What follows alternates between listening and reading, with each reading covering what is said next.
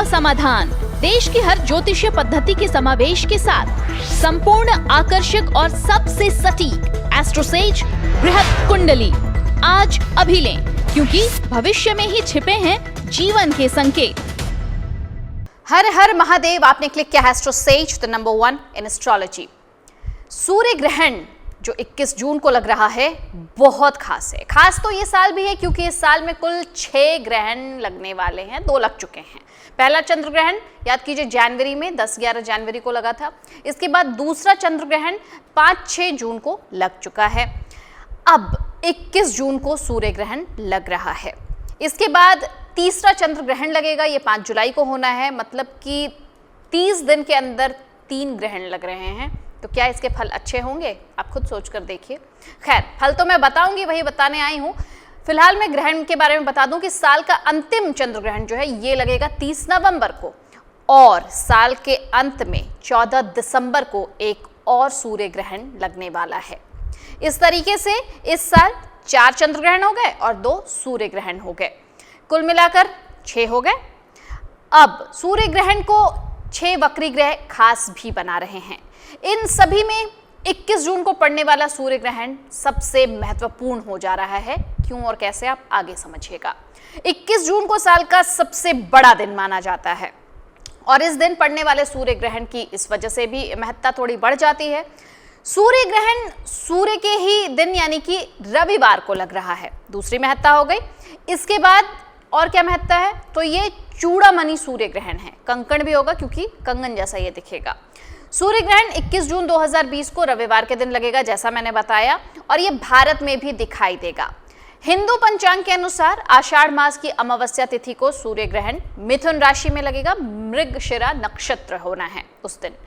ये ग्रहण सुबह 9:15 से शुरू हो जाएगा और इसका कंकण 10:17 से शुरू होना है। फिर परम ग्रास की अवधि आएगी और इसका परम ग्रास कब है, तो ये दोपहर के 12:10 तक रहना है। और कंकण की अवधि समाप्त कब होने वाली है, तो ये 2:02 पर समाप्त हो जाएगी और इसके बाद दोपहर 3:04 पर ग्रहण पूरी तरह से समाप्त हो जाएगा। इस तरीके से इस ग्रहण की कुल अवधि कितनी हो गई, तो ये 5 घंटे 48 मिनट 3 सेकंड की हो गई और इसमें कंकण होने की अवधि लगभग 38 मिनट की हो जाएगी। तो इस तरीके से लगभग 6 घंटों तक चलने वाला ये एक बड़ा सूर्य ग्रहण होगा जो मिथुन राशि में पड़ रहा है। तो मिथुन राशि वालों को खास तौर से इस ग्रहण के दुष्प्रभाव से बचना होगा।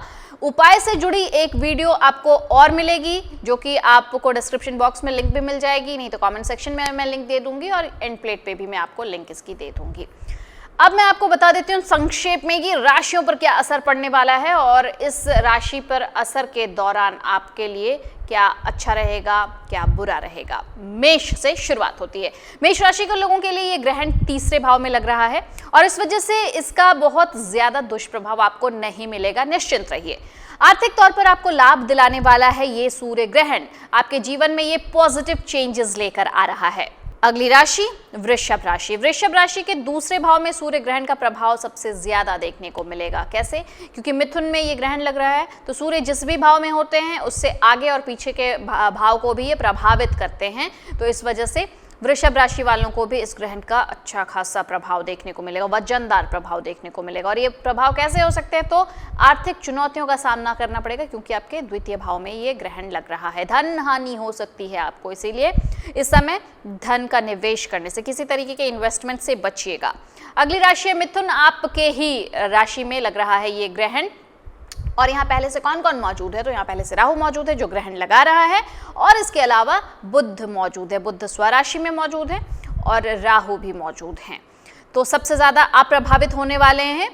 अपनी सेहत का ख्याल रखिएगा क्योंकि प्रभाव सबसे ज्यादा आपकी सेहत पर पड़ेगा। बीमार पड़ सकते हैं आप, चोट वगैरह भी लग सकती है, चिंताएं भी आपको घेर लेंगी।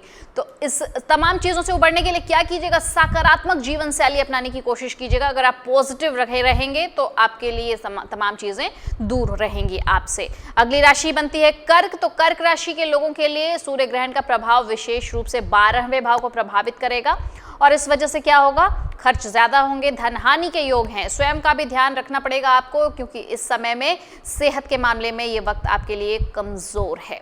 सिंह राशि वाले, सिंह राशि के लोगों के लिए ये ग्रहण लग रहा है 11वें भाव में।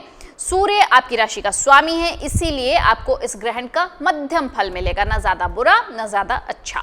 आपके जीवन में आर्थिक तौर पर लाभ आपको मिलने वाले हैं, आपकी प्रोग्रेस होगी, प्रगति होगी। तो दूसरी तरफ सेहत से आप चिंतित रहेंगे, सेहत आपको चिंता दे जाएगी। कन्या राशि, कन्या राशि के लोगों के 10वें भाव में ये स्थिति बनेगी। इसके परिणाम स्वरूप आपको अपने काम में सफलता मिलेगी और इसके विपरीत आपको किसी तरीके का कोई रोग भी हो सकता है और मन किसी अज्ञात भय से परेशान रहेगा कि कहीं कुछ होने वाला है या कहीं कुछ हो तो नहीं गया, एक अज्ञात भय। और अभी सबसे बड़ा भय आपको पता है किस चीज का है, तो ये भय कोविड-19 का है। तो ये एक अज्ञात भय आपको परेशान करता रहेगा। अगली राशि है तुला राशि। आपकी राशि से 9वें भाव की राशि में सूर्य ग्रहण होने वाला है और इस वजह से आपकी बढ़ने वाली हैं चिंताएं, मानसिक चिंताएं बढ़ जाएंगी। अपनी संतान को लेकर हो सकता है कि आपको कुछ समस्याओं का सामना करना पड़े, उनके सेहत से जुड़ी कोई समस्या हो सकती है। आपको खास तौर से अगर आप ईश्वर की आराधना करते हैं तो आपको बहुत फायदा पहुंचेगा। अगर तीर्थ स्थान पर जा सकते हैं, किसी तीर्थ स्थान पर या धार्मिक स्थल पर जा सकते हैं अपनी संतान के साथ, तो ये आपके लिए फायदेमंद रहने वाला है। वृश्चिक राशि, आपकी राशि से 8वीं राशि में ग्रहण लगने वाला है और सूर्य ग्रहण आपके शत्रुओं का भय जगा देगा आपके अंदर। बिना वजह की चिंताएं रहेंगी जो आपको परेशान करेगी। सामान्य तौर पर लाभ होने के योग तो बन रहे हैं, लेकिन चिंताओं के साथ। धनु राशि, आपकी राशि से ग्रहण है 7वें भाव में, तो सूर्य ग्रहण आपको क्या देगा, तो स्वास्थ्य के प्रति आपको चिंता दे जाएगा ये ग्रहण। और इसके अलावा किसी तरीके की कोई शारीरिक चोट वगैरह भी आपको लग सकती है। आपके जीवन साथी के भी स्वास्थ्य का आपको विशेष ख्याल रखना होगा। मकर राशि, 6ठे भाव की राशि में ये ग्रहण घटित हो रहा है, तो आपको किसी रोग से हो सकता है कि परेशानी हो जाए, किसी तरीके के गुप्त चिंताएं अब आपको परेशान करना शुरू करेंगी। इस समय में आपको अपने शत्रुओं से सावधान रहना है। कुंभ राशि, आपकी राशि से 5वें भाव में ग्रहण लग रहा है। आपकी आमदनी में थोड़ी गिरावट आप देखेंगे, आपके कामों में विलंब होगा, आपको संतान की चिंता रहेगी और प्रेम संबंधों के लिए यह समय थोड़ा कष्टपूर्ण दिख रहा है। मीन राशि, सूर्य ग्रहण आपकी राशि से 4th भाव में लग रहा है। इस वजह से क्या होगा, तो कामों में आपको सफलता मिलेगी और आपके काम आप जब करेंगे तो आपको खुशी भी मिलेगी, आत्मविश्वास बढ़ेगा, इससे आपको लाभ होगा। चूंकि ये कंकण चूड़ामणि सूर्य ग्रहण है जो मैंने आपको शुरू में ही बताया, तो इससे 2 राशियां खासतौर से लाभान्वित होंगी, वो होगी मेष और वो होगी मीन। तो इन दोनों को अच्छा खासा लाभ मिलने वाला है। इसके अलावा इस ग्रहण का असर कब तक रहेगा, क्या सिर्फ उस दिन जिस दिन ग्रहण है, नहीं। चूंकि ये सूर्य ग्रहण है तो इसका असर 12 घंटे पहले से शुरू हो जाएगा जब आप सूतक काल में प्रवेश करेंगे। और ये कब तक रहेगा, क्या ग्रहण समाप्त होने के बाद तक, नहीं, ये कुल 6 महीनों तक रहेगा, जिसमें कि 3 महीने आप स्ट्रॉन्ग इफेक्ट फील करेंगे। तो ये 2 चेंजेस क्या होने वाले हैं, ये 2 चेंजेस गोचरीय कैसे होंगे, तो ये एक, कन्या राशि में पहुंचेंगे बुध। कन्या राशि इनकी उच्च राशि है। बुध अभी जो मिथुन राशि में है, ग्रहण वाली राशि में ही है। और इसके बाद राहु और केतु का भी स्थान परिवर्तन हो जाएगा, ये संचार करेंगे और ये चले जाएंगे, राहु चले जाएंगे वृषभ राशि में और केतु चले आएंगे वृश्चिक राशि में। 23 सितंबर को ये घटना होनी है और इसके बाद फिर आपको जो भी प्रभाव बताए गए हैं उन प्रभावों में थोड़ी गिरावट, थोड़ा बदलाव होना शुरू हो जाएगा। अगर नेगेटिव है तो वो पॉजिटिव की तरफ बढ़ेगा और पॉजिटिव है तो फिर आगे मैं बताऊंगी ही कि और कितना पॉजिटिव रहेगा या आपके लिए भी कोई परेशानी आने वाली है। तो ये जो 6 महीनों का वक्त है ये थोड़ा सा आपके लिए मुश्किल भरा हो सकता है। अब आपको मैं बता दूं कि आषाढ़ मास में ये जो ग्रहण लग रहा है ये क्या देगा, यूनिवर्सली या फिर ग्लोबल लेवल पर किस तरीके की प्रॉब्लम्स दे सकता है, देश के स्तर पर किस तरह की प्रॉब्लम दे सकता है। तो कुछ स्थानों पर हमें सूखा पड़ने वाली समस्या का समाधान ढूंढना पड़ेगा, क्योंकि सूखा पड़ेगा, नदियों का जल प्रवाह कम हो जाएगा।